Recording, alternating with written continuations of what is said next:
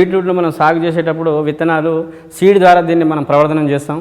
So ఈ ప్రవర్ధనం చేసేటప్పుడు బీట్రూట్‌ను మనం డైరెక్ట్‌గా దీని స్పేసింగ్ వచ్చేసి మనం 10 x 15 సెంటీమీటర్. ఎందుకంటే బీట్రూట్ యొక్క గడ్డ వేరు వ్యవస్థ 15 సెంటీమీటర్ డయామీటర్ ఉంటే ఎక్స్పోర్ట్ క్వాలిటీకి చాలా మంచిగా ఉంటుంది.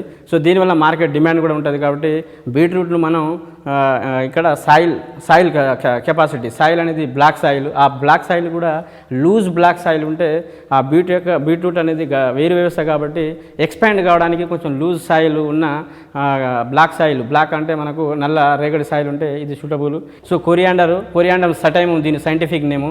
సో దీని ఫ్యామిలీ వచ్చేసి ఏపీఎస్ఏ. దీన్ని మనం direct line sowing ridge line sowing చేసుకుంటే చాలా మంచిది సేంద్రియ విధానంలో. సో ఇది మనం కూరగాయల్లో లీఫ్ వెజిటేబుల్ ఇది ఉపయోగపడుతుంది. సో నెక్స్ట్ అమరాంతస్ అంటే ఇది ఆకుకూరలు. ఆకుకూరల్లో అమరాంతస్ అనేది గోంగూర అనేది చాలా మేజర్ క్రాపు. ఈ మేజర్ క్రాప్ వేసే ఆకుకూరలు. ఈ ఆకుకూరల్లో అమరాంతసు, పాలకు వీటి యొక్క సీడ్ విత్తనాలు అనేది మిగతా వెజిటేబుల్ అంటే మిగతా కూరగాయల కంటే దీని యొక్క విత్తనాలు చాలా చిన్న సైజులో ఉంటాయి, చిన్న పరిమాణంలో. సో ఈ చిన్న పరిమాణంలో ఉన్నప్పుడు ఈ మనం ఒక ఇసుకతో కలిపి లేకపోతే ఇసుకతో కలిపి మనం చల్లుకోవడము, లేకపోతే అదే ఇసుకతో కలిపి తర్వాత లైన్ సోయింగ్ రిడ్జ్ ఫర్రో చేసుకున్న తర్వాత లైన్ సోయింగ్ చేసుకుంటే వాటి యొక్క థిన్నింగ్ లేకుండా తర్వాత మనం థిన్నింగ్ చేయకుండా మంచిగా ర్యాటనింగ్ టైప్లో మనం కట్ చేసుకోవచ్చు. విగరస్ గ్రోత్ వస్తూ ఉంటుంది. సో నెక్స్ట్ మనకు చిల్లీ ప్రొడక్షన్ అనేది చిల్లీ దీని క్యాప్సికమ్ సటవేమ్ అంటారు దీన్ని. సో క్యాప్సికమ్ సటవేమ్ దీని యొక్క బొటానికల్ నేమ్ అండ్ సోలనేసి ఫ్యామిలీ ఇది కుటుంబం వచ్చేసి. చిల్లీ సీడ్ అనేది దీని యొక్క స్పేసింగ్ అనేది మనం 40 x 50 సెంటీమీటర్ డిస్టెన్స్లో రో టు రో ఇటు ప్లాంట్ టు ప్లాంట్ చేసుకోవచ్చు. సో నెక్స్ట్ వచ్చేసి పాలక్ మనం అప్పుడు బీట్రూట్ ఎలా చెప్పినామో ఈ పాలక్ కూడా ఆకుకూరల జాతిలో ఉన్న ఈ హార్టికల్చర్ విధానంలో పాలక్ కూడా చాలా important crop, major crop.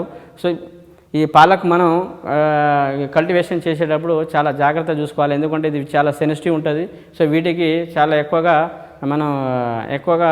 Pest and diseases ఎక్కువ వస్తుంది, చీడపీడల ఉధృతి ఎక్కువ ఉంటుంది. కాబట్టి ఈ పాలకును మనం 45 డేస్ 45 రోజులకే మనకు కోత వచ్చేస్తుంది. సో వీటి యొక్క సీడ్ రేట్ అనేది మనం 20 to 25 kg for hectare seed rate చేసుకోవచ్చు. సో నెక్స్ట్ వచ్చేసి రిడ్జ్ గార్డ్ అంటే బీరకాయ. సో బీరకాయ అనేది ఇది క్లైంబింగ్ ఇన్ నేచర్. క్లైంబింగ్ అని అంటే ఇది తీగ జాతి కూరగాయలలో ఇది ప్రధాన పంట బీరకాయ అనేది. ఈ బీరకాయ మనం దీని యొక్క సీడ్స్ దాని యొక్క seed rate 3.5 to 4 kg per hectare. So ఈ బీరకాయని తీసేటప్పుడు మనం సోయింగ్ చేసేటప్పుడు దీని యొక్క 1 మీటర్ డిస్టెన్స్ మనం స్పేసింగ్ చేసుకొని దీన్ని సాయిల్ శాండీ లోమి సాయిల్లో మనం కల్టివేషన్ చేస్తే బీరకాయ అనేది దీన్ని పండాల సిస్టమ్ వేసుకొని సరైన సమయంలో వాటి యొక్క విగరస్ అంటే ఎక్కడైతే మనం తీగ బాగా పాకి వచ్చిన తర్వాత ఒక 40-50 రోజుల తర్వాత మనం పండాల సిస్టమ్ వేసుకొని స్టేకింగ్ చేసుకున్న తర్వాత దీన్ని మనం పండించుకోవచ్చు.